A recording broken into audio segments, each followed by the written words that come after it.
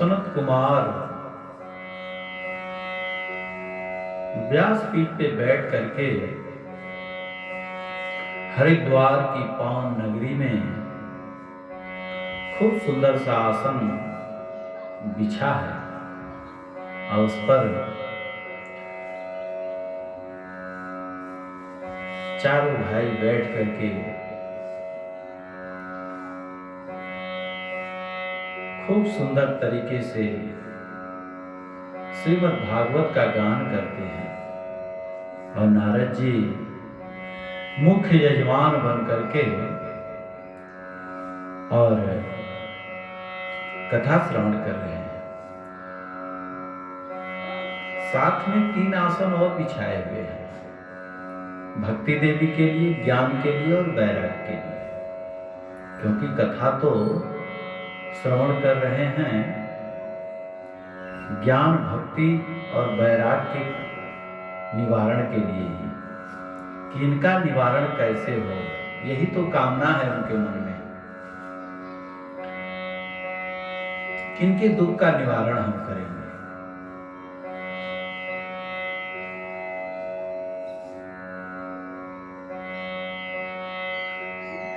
सनत कुमार जी जब कथा सुनाना प्रारंभ किए तो भक्ति देवी अपने पुत्रों के साथ आकर के आसन पे विराजमान हो गई। अब विराजमान होकर के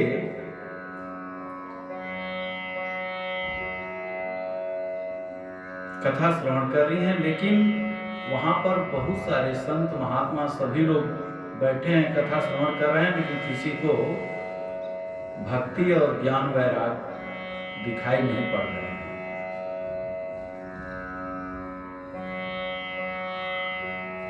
नारद जी ने सनत कुमारों से कहा कि मैं आपसे एक प्रश्न करना चाहता हूं, एक प्रश्न पूछना चाहता हूं।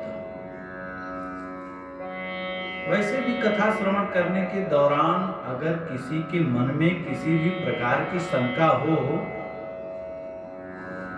तो उसका निवारण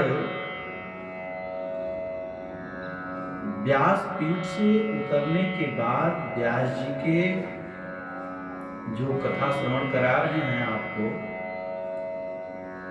उनसे अपने शंका का समाधान उचित समय देख करके कर लेना चाहिए। जो भी मन में संशय हो, क्योंकि संशय में रह करके अगर आपने कथा श्रवण किया तो वो फायदा करने वाला नहीं है, आपको नुकसान ही आपका करेगा। इसलिए जब भी उचित समय मिले अपने गुरुजनों से अवश्य उस प्रश्न का निदान कर लेना चाहिए, क्योंकि संशय बहुत बेकार चीज है, संशय तो करना ही नहीं चाहिए। और हमारे नारद जी के मन में ये विचार आया, उस विचार को सनत कुमारों के सामने प्रकट करते हैं और कहते हैं मैं एक प्रश्न पूछना चाहता हूं।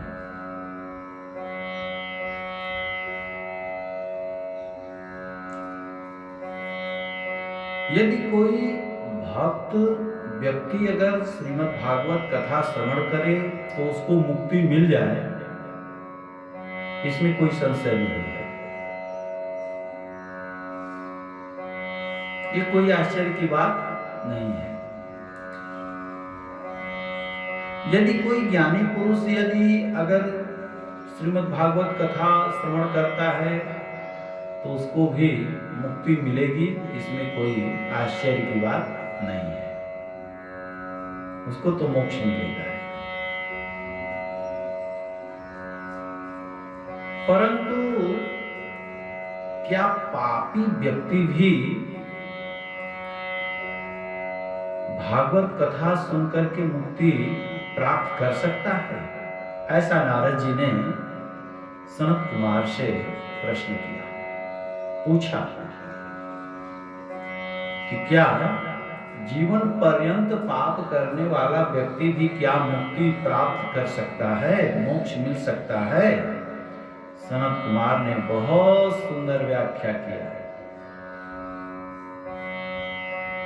ए मानवा पाप कृतस्तु सर्वदा सदा,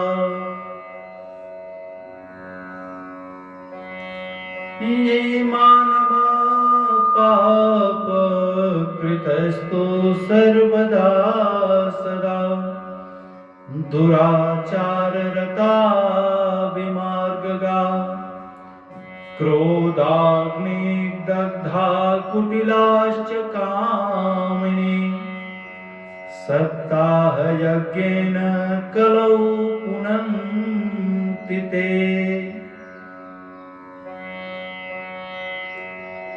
सनत कुमार नारद जी से कहते हैं कि नारद, मेरी बात को ध्यान से सुनो, कान से सुनो, क्योंकि भागवत में कान का होना बड़ा महत्व है। अगर आपका कान भागवत में नहीं लगा है तो कथा श्रवण करने से फल नहीं मिलेगा। इसलिए ध्यान और कान दोनों का होना बड़ा आवश्यक है, क्योंकि मन तो चंचल है, मन इधर उधर भटकता रहता है। इसलिए उससे भटकन से दूर करो और अपने कान को भागवत जी में लगाओ। जो मैं बता रहा हूं उसको ध्यान से सुनो। जिस मनुष्य के जीवन में कभी भी सत्कर्म न किया हो, जो भी व्यक्ति सत्कर्म न किया हो, दुराचार कार्य किया हो, क्रोधी हो, अग्नि के समान क्रोध करने वाला, हमेशा दूसरों को देख करके अग्नि के समान जलने वाला हो, जलता हो, ऐसा दुराचारी पापी व्यक्ति भी किसी के द्वारा 7 दिन तक अगर श्रीमद् भागवत कथा श्रवण कर लेता है तो उसकी मुक्ति निश्चित है, उसका जीवन बदल जाएगा, परिवर्तन तो आएगा, इसमें कोई संशय नहीं है। जिसका जीवन सत्य से हीन हो, जो सत्य कभी न बोलता हो, हमेशा झूठ बोलता हो, सत्य भाषण करता हो, माता पिता की सेवा न करता हो, यहां तक कि जो बड़ शंकर हो, माता किसी बिरादरी की, पिता किसी बिरादरी का हो, वो व्यक्ति भी अगर 7 दिन तक श्रीमद् भागवत कथा श्रवण कर लेता है तो उसकी भी मुक्ति निश्चित है।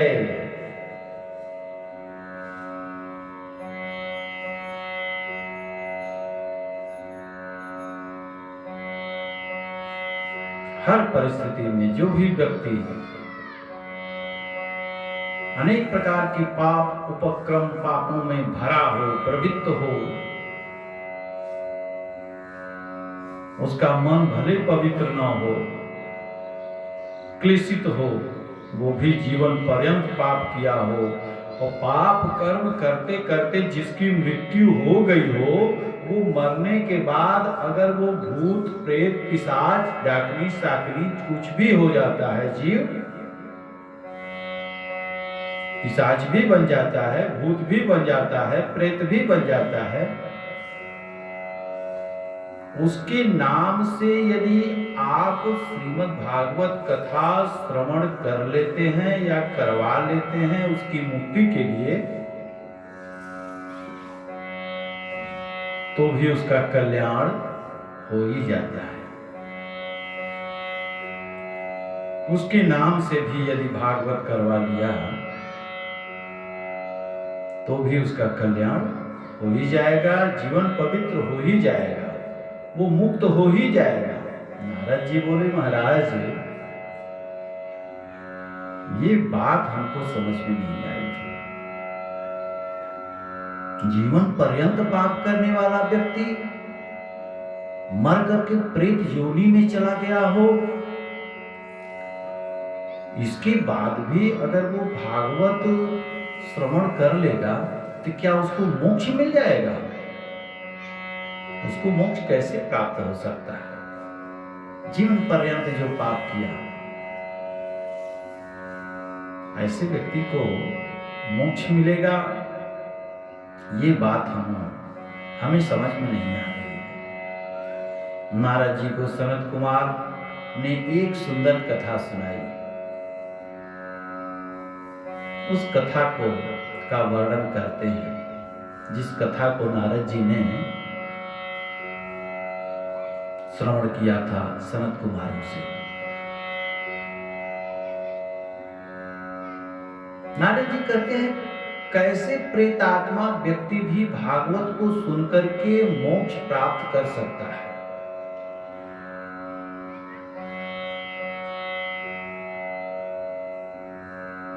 तो आइए भगवान बड़ा ही भाव से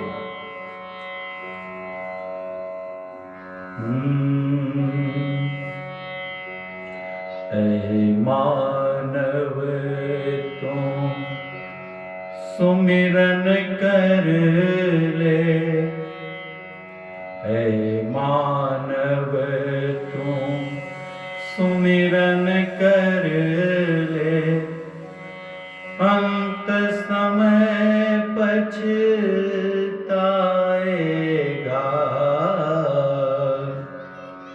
क्या ले करे तुम आया जग में, क्या ले करे तुम जाएगा, हे मानव तुम सुमिरन कर ले, अंत समय पछताएगा,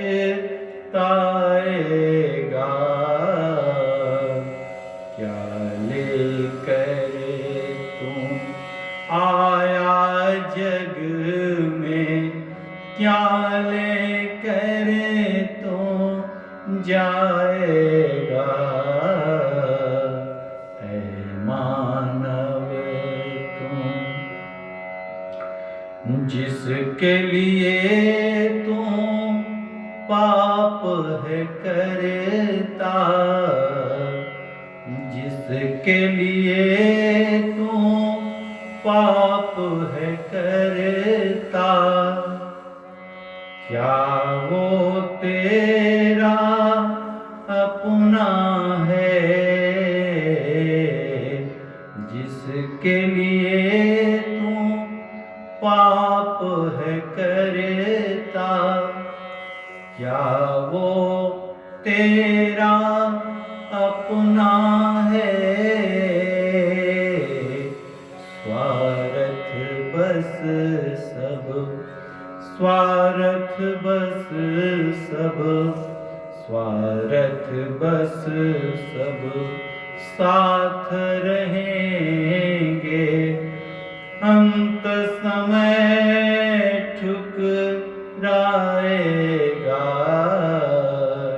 हे मानव तुम सुमिरन कर ले, हे मानव तुम सुमिरन कर ले, अंत समय पछताएगा,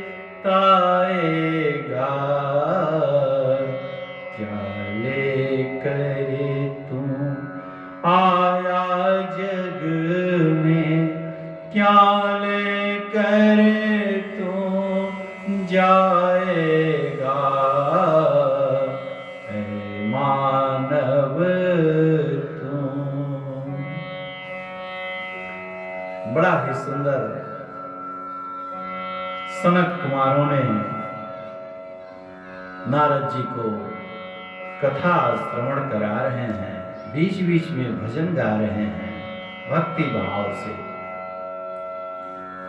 कथा में कीर्तन तो जरूर करना चाहिए और ताली बजा करके कीर्तन करना चाहिए, झूम करके मस्ती में एकदम।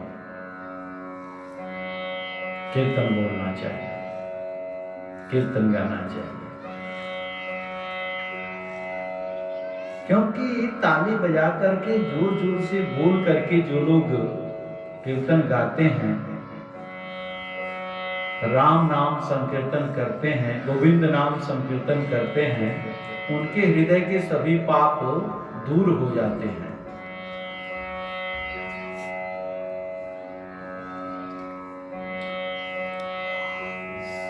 सभी पाप दूर हो जाते हैं और वो पाप निकल करके कहां जाते हैं? जो इस कथा पंडाल में बैठ करके कथा श्रवण नहीं करते, कीर्तन नहीं करते हैं, उनके सर पे जाकर के बैठ जाते हैं। इसलिए कीर्तन जोर से करना चाहिए, ताली बजा करके करना चाहिए। ताली बजा करके कीर्तन करने से भी लकीरें जो आपके भाग्य की है वो बदल जाती है। जो ताली नहीं बजाता है कीर्तन में, उसकी अच्छी वाली बढ़िया वाली लकीर भी बिगड़ जाती है। इसलिए जब भी कीर्तन हो, भजन हो, तो ताली अवश्य बजाएं और मस्ती में झूमते हुए, गाते हुए, नाचते हुए परमात्मा को मनाना चाहिए। सनत कुमार ने नारद जी से कहा, नारद जी, वो कथा आपको मैं श्रवण करा रहा हूं जिसके श्रवण करने से प्रेत व्यक्ति भी, प्रेत आत्मा भी मुक्ति प्रदान हो जाती है, मुक्ति मिल जाती है उसे, वो मोक्ष गति प्राप्त कर लेता है, मुक्त हो जाता है। तुंगभद्रा तटे पूर्वं भूपतम्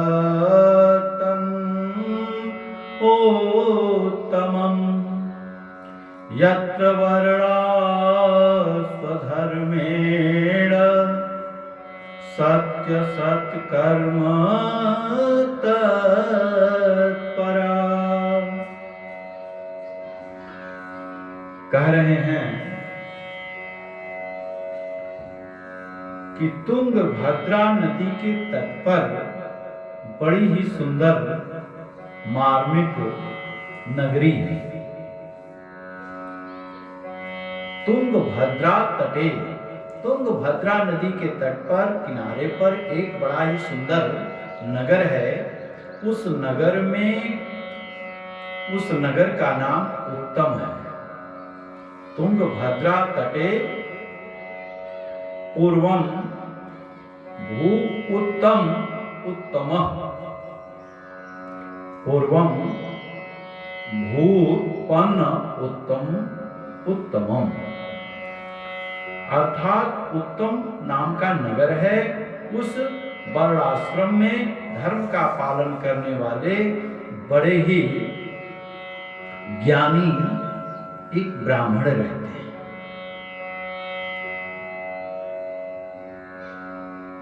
सभी अच्छे परिवार उस नगर में रहते हैं और उसी में एक बड़े ही ज्ञानी ब्राह्मण हैं जिनका नाम है आत्मदेव जी। आत्मदेव जी की कथा सभी लोग जानते हैं, श्रवण किए हैं। वो आत्मदेव जी सद्गुण है, सद्गुणों से संपन्न है, लेकिन थोड़ी लोभमयी प्रवृत्ति है उनके अंदर। क्योंकि कर्मकांड करने वाले अधिकांश करके लोभ में पड़ ही जाते हैं।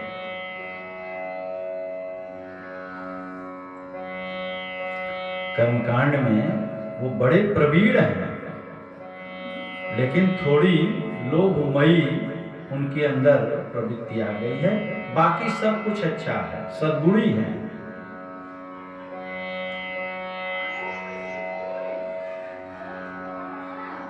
उनकी एक पत्नी रहती है जिनका नाम धुंधली है।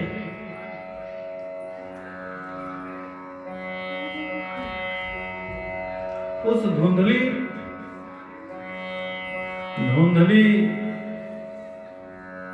नाम भी बड़ा विचित्र है। जस नामो तस गुणः, यथा नामो तथा गुणः। धुंधली देवी हैं। इनमें एक बड़ी भारी विशेषता है। वो विशेषता क्या है कि जिस पर भगवान की विशेष कृपा हो,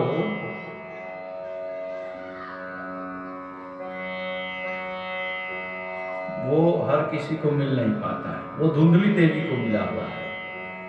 उनके पति बेचारे चले जाते हैं पूजा पाठ कराने, और उनकी पत्नी जो धुंधली हैं, वो तो उन्हीं का राज्य रहता है, उन्हीं का साम्राज्य रहता है घर में।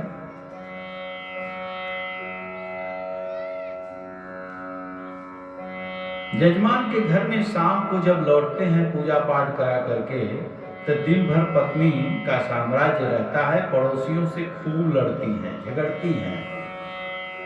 सामने वाले से मनोरंजन कर लेना, ये उनका रोज का धर्म है। बड़ी कर्कश वाणी पाई है प्रभु की इच्छा से। बोलती हैं तो जैसे लगता है कि मिर्चा छिड़कती हैं।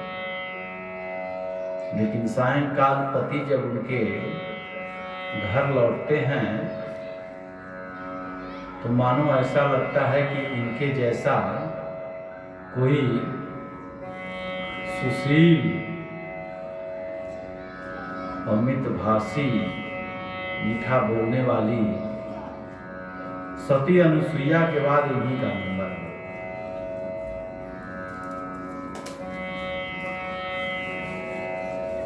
और ये विशेषता हर किसी में होती भी नहीं है।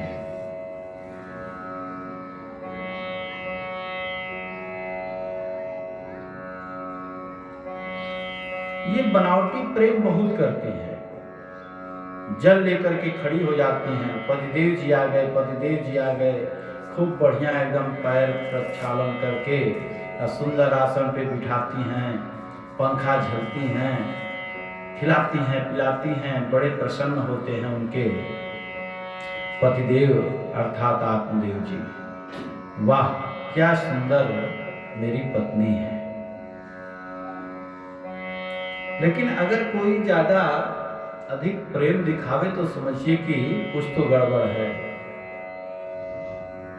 अति भक्ति चोरेर लक्षण, अति भक्ति चोरेर लक्षण।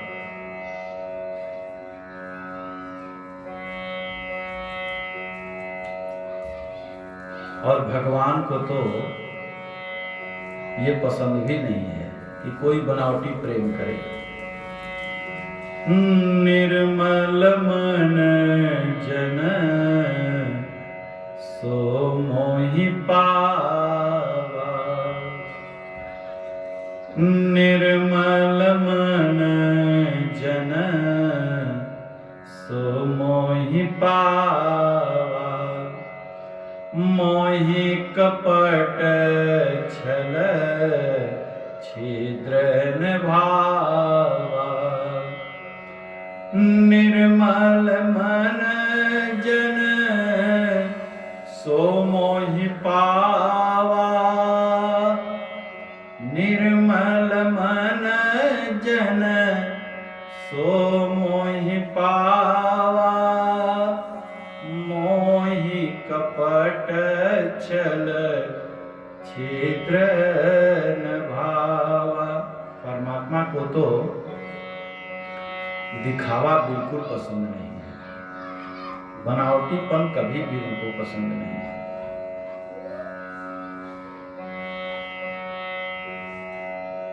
वैसे तो बनावटी लोग प्रेम करते हैं, बनावटी लोग प्रणाम करते हैं, लेकिन मन में तो उनके चलता है कि कभी मिलेंगे तो आपको हम बताएंगे कि किस प्रकार के हम हैं।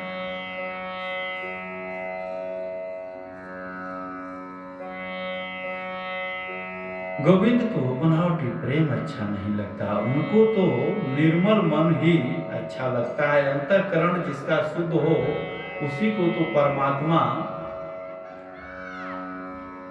याद करते हैं, उसी का कल्याण करते हैं। धुंधली देवी का मन तो पवित्र नहीं है, भावनाएं श्रेष्ठ नहीं हैं। पति के सामने हाथ जोड़ करके खड़ी हो जाती हैं। पति की दृष्टि में पत्नी प्रति आदर है। एक और बात, पंडित जी के घर में धन की कोई कमी नहीं है।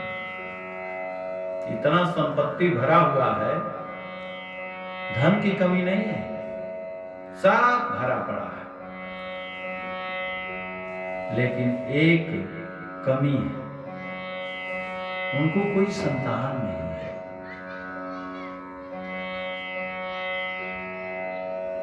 पंडित जी के घर में कोई संतान नहीं है।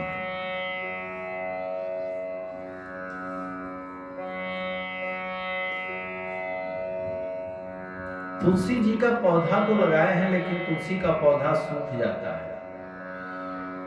बेटे का सुख भी नहीं है। हिंदू धर्म में तो घर घर में तुलसी का पौधा होना अति आवश्यक है। तुलसी के पौधे को अवश्य लगाना चाहिए।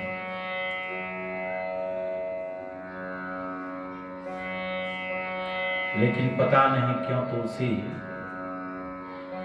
सूख जाती हैं, कभी हरी भरी नहीं रहती हैं। पंडित जी के घर में गौ पूजा होती है, गाय की पूजा प्रतिदिन करते हैं, खिलाते हैं पिलाते हैं, लेकिन उस गाय को भी आज तक कोई बछड़ा या बछिया नहीं हुआ, कुछ भी नहीं। एक दिन पंडित जी बैठे बैठे विचार करने लगे, क्या बताऊं, तुलसी जी को रोज जल देता हूं, फिर भी सूख जाती है। गाय को 6 वर्ष हो गए, आज तक कोई न बच्चा हुआ न बछिया हुई, एक भी गैया को भी बच्चे नहीं हुए। ये बाज हो गई, बच्चा बच्चा कुछ भी नहीं।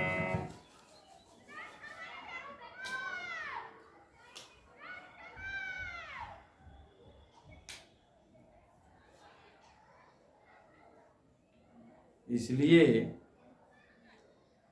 बड़े चिंतित हैं।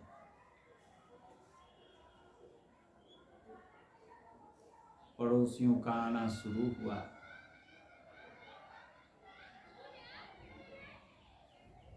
वैभव, कहाँ चले गए जी? Light bulb